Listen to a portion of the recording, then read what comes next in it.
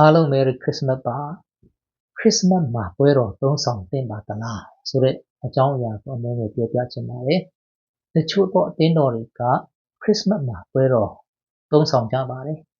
တချို့သောအသင်းတော်တွေကChristmas မှာပွဲတော်သုံးဆောင်ခြင်းမရှိကြပါဘူးရေဘူးရအပြင်အသင်းတော်တွေကဘယ်နေ့ဘယ်ရက်မှာပွဲတော်သုံးဆောင်ရမယ်တစ်နှစ်ကိုဘယ်နှကြိမ်ပွဲတော်သုံးဆောင်ရမယ်ဆိုတဲ့အရာကိုအတိအကျတွင်တင်ထားခြင်းမရှိပါဘူးတချို့အသင်းတော်တွေကတလားအခုတစ်ကြိမ်ပုံမှန်ပွဲတော်သုံးဆောင်ကြပါတယ်တချို့အသင်းတော်တွေကတစ်နှစ်ကို2ကြိမ်3ကြိမ်4 5 6ကြိမ်အမျိုးမျိုးပွဲတော်ကိုသုံးဆောင်ကြပါတယ်အထူးသဖြင့်အသင်းတော်တွေကခရိယန်ရဲ့နေ့ထူးနေ့မြတ်တွေမှာပွဲတော်ကိုသုံးဆောင်ရရှိကြပါတယ်ခရစ်စမတ်ဟာလည်းခရိယန်ရဲ့နေ့ထူးနေ့မြတ်ထဲကတစ်ခုဖြစ်တဲ့အတွက်ပွဲတော်သုံးဆောင်တင်တယ်လို့ဆိုချင်ပါတယ်ခရစ်စမတ်မှာပွဲတော်သုံးဆောင်ခြင်းကပုံမတင့်တော်တယ်လို့ဆိုရတဲ့အကြောင်းရင်း၃ခုကိုကျွန်တော်ဒီနေ့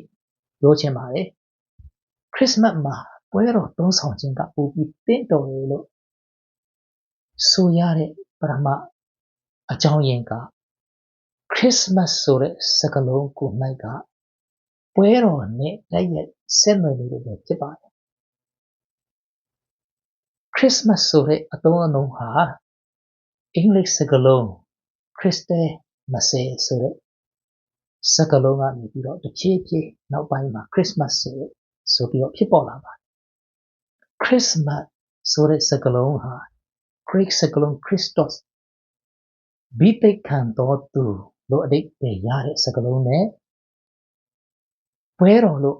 အဓိပ္ပာယ်ရှိတဲ့ Latin စကားလုံး Missa အဲဒီစကားလုံးနှလုံးပေါင်းစပ်ပြီးတော့ Christmas ဆိုတဲ့စကားလုံးဖြစ်ပေါ်လာခြင်းပဲဖြစ်ပါတယ်။ဒါကြောင့် Christmas ရဲ့အဓိပ္ပာယ်က Christmas ခရစ်တော်ရဲ့ပွဲတော်လို့အဓိပ္ပာယ်ရှိပါတယ်။အဲဒီပွဲတော်က Mass Eucharist the Lord's Supper Communion အဲဒီပွဲတော်ကိုဆိုလိုခြင်းဖြစ်ပါတယ်။ခရစ်စမတ်ဆိုတဲ့ဝေါ်ဟာရအတော်အလုံးကပွဲတော်နဲ့ဆက်နွယ်နေတယ်လို့ရှေးခေတ်ဒီမှာသခင်ယေရှုမွေးနေ့ကိုပြုလုပ်တဲ့အခါမှာပွဲတော်ကအဓိကကျတဲ့အခန်းကဏ္ဍတစ်ခုအဖြစ်ပါဝင်ခဲ့ပါတယ်။ဒါကြောင့်သခင်ယေရှုမွေးနေ့ခရစ်စမတ်မှာပွဲတော်သုံးဆောင်ခြင်းကပုံမူပြီးတော့တင့်တော်တယ်လို့ဆိုချင်ပါတယ်။ခရစ်စမတ်မှာတခြားသောနေ့တွေမှာပုံမှန်တခြားသောနေ့ထူးနေ့မြတ်တွေမှာပွဲတော်ပြီးတယ်မျိုးမိမိအသင်းတော်နဲ့အသင်းတော်ရဲ့ကျင့်သုံးမှုယုံကြည်ခြင်းနဲ့အညီပွဲတော်ကိုသုံးဆောင်ကြလို့ရှိရင်ခရစ်စမတ်အဓိပ္ပာယ်ကိုပုံမကြည်ဝစေမှာဖြစ်ပါတယ်ခရစ်စမတ်မှာပွဲတော်သုံးဆောင်ခြင်းကပုံမတင့်တော်တယ်လို့ဆိုရတဲ့ဒုတိယအကြောင်းရင်းကသခင်ယေရှုဟာလူစားတိကိုခံယူတယ်ဆိုတဲ့အချက်ကိုပွဲတော်ကတစ်စိတ်တစ်စောင်းမြင်လို့ပဲဖြစ်ပါတယ်။တို့ပွဲတော်သုံးဆောင်ခြင်းကသခင်ယေရှုဟာလူစားတိကိုအမှန်တကယ်ခံယူတယ်လူစားတိကိုအပြည့်အဝခံယူတယ်ဆိုတဲ့အကြောင်းအရာကိုတနည်းတစ်ဖို့ညီမောင်ထိုးပြနေပါတယ်။သခင်ယေရှုဟာလူစားတိကိုအပြည့်အဝခံယူပြီးတော့ကားတိုင်းမှာသူ့ရဲ့အသက်ကိုအမှန်တကယ်စတေးခဲ့ပြီးတော့သူ့ရဲ့အသွေးတော်ကိုအမှန်တကယ်သွန်းလောင်းခဲ့ပြီးတော့လောကသားတွေအပြစ်သားအားလုံးကိုအပြစ်ငရဲကနေပြေချက်ခဲ့လို့ဆိုတဲ့အကြောင်းကိုဘွဲတော်ကတနည်းတစ်ပုံရည်ညွှန်းနေပါတယ်မှန်ပါတယ် ကျွန်တော်အသင်းတော်တွေကပွဲတော်နဲ့ပတ်သက်ပြီးတော့ကျွန်တော်ရဲ့ယုံကြည်မှုကျွန်တော်ရဲ့ကျင့်သုံးမှုတွေလည်းခံယူချက်တွေမတူညီကြပါဘူး။ကွဲပြားကြပါဘူး။ဒါကြောင့်ခရစ်မတ်နေ့မှာကျွန်တော်တို့မိမိတို့အသင်းတော်မိမိတို့ဂိုင်းကဏ္ဍနဲ့ယုံကြည်ချက်ကျင့်သုံးမှုနဲ့အညီပွဲတော်ကိုတခြားနေ့ထူးနေ့ရက်တွေမှာသုံးသလိုပဲပွဲတော်ကိုခရစ်စမတ်နေ့မှာသုံးဆောင်ကြလို့ရှိရင်ပိုပြီးမှတင့်တော်ပါတယ်လို့ဆိုချင်ပါတယ်ခရစ်စမတ်နေ့မှာ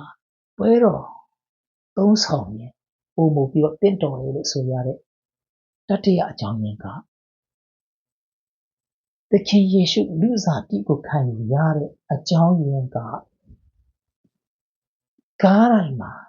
အသက်စတေးပြီးတော့လောကသားတွေအပြစ်သားအားလုံးကိုအပြစ်ငရဲကနေကြေချက်ဖို့ဖြစ်တဲ့အတွက်ကြောင့်ပဲဖြစ်ပါတယ်သခင်ယေရှုလူစားတိကိုခံယူတဲ့စီစဉ်ကသခင်ယေရှုကားတိုင်းမှာအသက်စတေးပြီးတော့လူသားအားလုံးကိုကြေတင်ဖို့ reason ကိုညီမောင်ထုတ်ပြနေပါတယ်အဲ့ဒီ Christmas season နဲ့အဲ့ဒီ reason ကအမြဲတမ်းဆက်နွယ်နေပါတယ်ဒါကြောင့် Christmas မှာပွဲတော်သုံးဆောင်ခြင်းက reason ဖြစ်တဲ့ကားတိုင်းမှာသခင်ခရစ်တော်အသက်စတေးခြင်းလူသားအားလုံးကိုအသွေးတော်သွန်းပြီးတော့လူသားအားလုံးကိုအပြစ်ကနေကယ်ချက်ခြင်းအဲ့ဒီအရာနှစ်ခုကိုပုံမူပြီးတော့အတိတ်ပဲပြေဝစေမှာဖြစ်ပါတယ်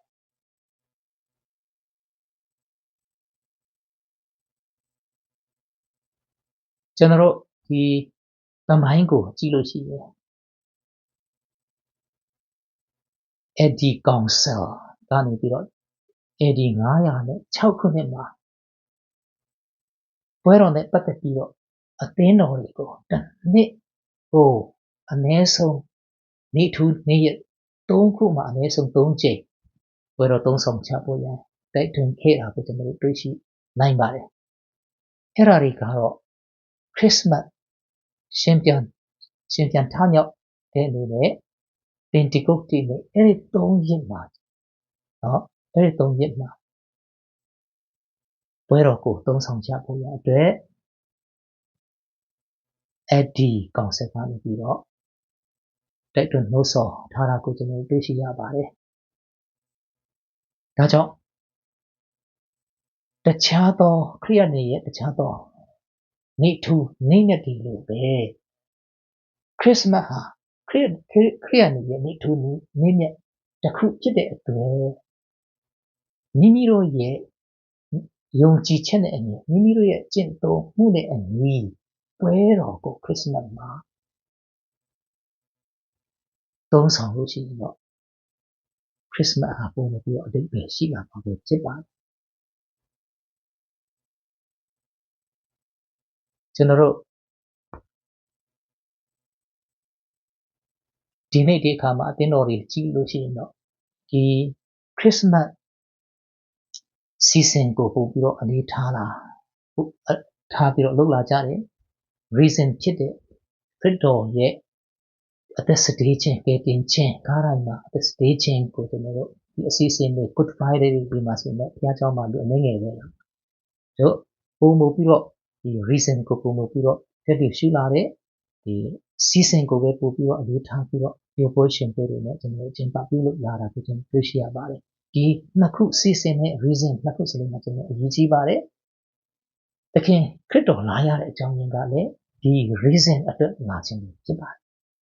ဒါကြောင့်သခင်ယေရှုမွေးဖွားတဲ့ခရစ်စမတ်မှာပွဲတော်သုံးဆောင်ခြင်းကပုံမတင့်တော်ပါတယ်လို့ဆိုချင်ပါတယ်ကျွန်တော်ခရစ်စမတ်မှာတာမန်ဖြစ်တဲ့ပျော်ပွဲရှင်ပွဲဒီအများကြီးထည့်သွင်းခြင်းပါတဲ့တမိုင်းမှာခရစ်စမတ်ပြုလုပ်တဲ့အခါမှာအရေးကြီးတဲ့အခန်းကဏ္ဍအနေ ပါဝင်တဲ့ခရိယန်တွေအတွက်အဓိပ္ပာယ်ရှိတဲ့ပွဲတော်ကိုခရစ်စမတ်မှာသုံးဆောင်ကြလို့ရှိတယ်အစီအစဉ်မှာခရစ်စမတ်အစီအစဉ်မှာတခြားသောတာမန်အရာတွေတခြားသောဒီတာမန်အရေးမကြီးတဲ့ဒီပျော်ပွဲရှင်ပွဲအများကြီးထည့်သွင်းတာတဲ့အစီအစဉ်မှာဝတ်ပြုအစီအစဉ်မှာခရစ်စမတ်အစီအစဉ်မှာပွဲတော်အနှစ်သာရနဲ့ပြီးွားတဲ့ပွဲတော်ကိုသုံးဆောင်ကြလို့ရှိရင်ခရစ်စမတ်ကိုအဓိပ္ပာယ်ပြီးွားစေမှာပဲဖြစ်ပါတယ်အားလုံးရတဲ့ကောင်းချီးပေးပါစေ